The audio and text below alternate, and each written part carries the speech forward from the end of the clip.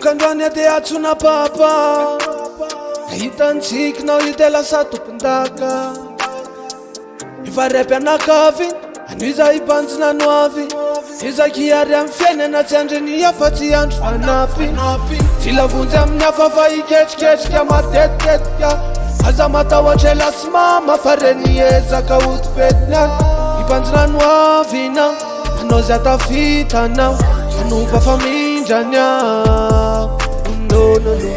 atomezaka zao any zanako ty tiako hitany ainako narotirotika ny tanako fa zay lony fiainako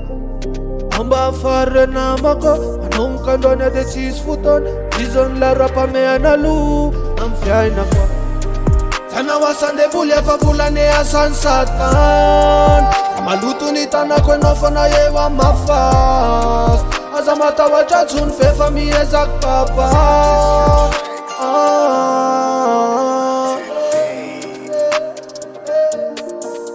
alohan'ny aina tanaty mafara mbola zanako tsy mba hijaly fa mahere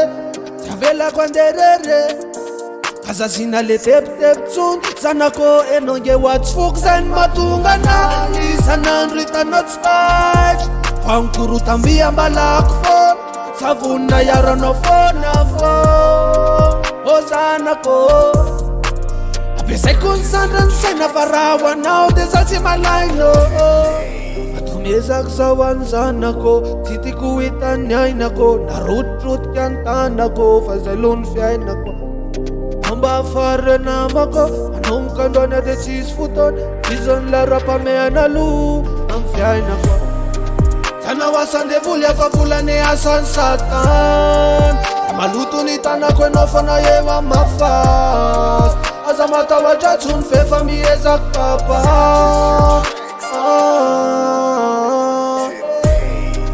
zanao asandevoly efa volane asany satany maloto ny tanako enao fana eo amy mafasy aza matahotra tsony fefa miezaka papa